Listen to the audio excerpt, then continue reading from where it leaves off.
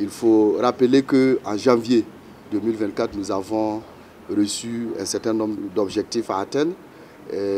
Notamment pour l'année 2024, on avait un objectif relatif à l'accompagnement des élèves et des apprenants des zones à fort défi sécuritaire, un objectif sur la réforme du système éducatif par l'intégration de l'initiation des métiers, l'intégration d'un certain nombre de valeurs d'instruction civique. Nous avons un objectif relatif à la construction des infrastructures scolaires pour améliorer l'accès à l'éducation.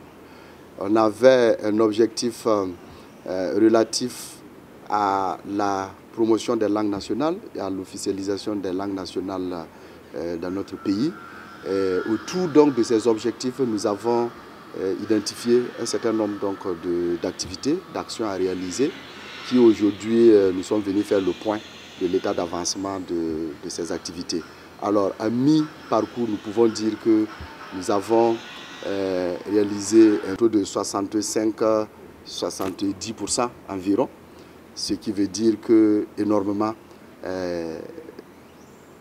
ça a avancé. Énormément les acteurs se sont donnés à fond pour que nous puissions avoir ce taux à mi-parcours.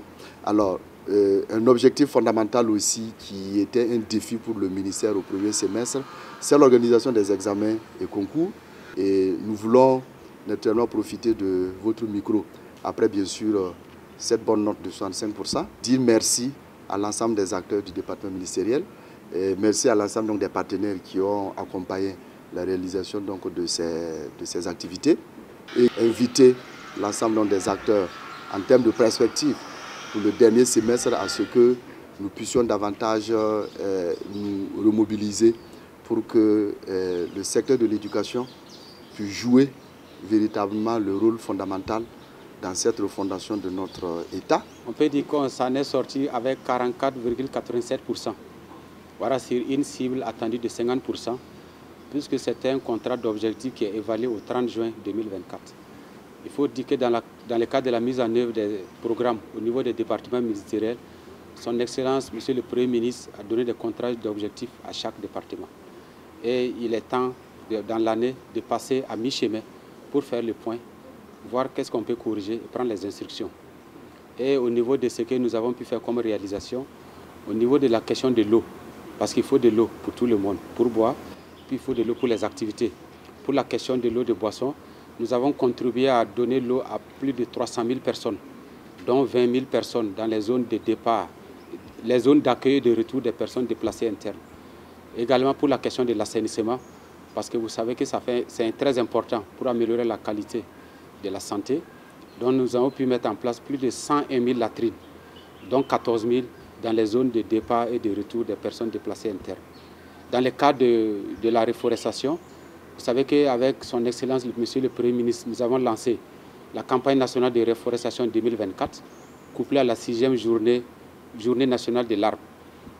Lors de cette édition, nous avons lancé des innovations, des nouveaux concepts qui vont permettre d'engager plus les personnes physiques et morales pour la question du reboisement pour un Burkina Faso plus vert, dont les résultats pourront être présentés à la fin de l'année.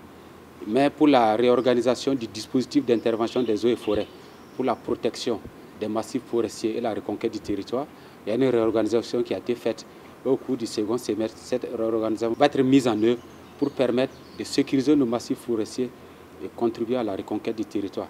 Dans le domaine qualitatif de l'environnement, nous avons contribué à l'inspection de plus de 150 établissements classés pour la protection de l'environnement et les installations radiologiques. Vous savez que nous nous dirigeons vers la question de l'énergie nucléaire et à ce niveau, il faut renforcer les dispositifs. Nous avons également pu suivre les plans de gestion environnementale et sociale à 109 niveaux. Donc ça, c'est des éléments assez appréciables.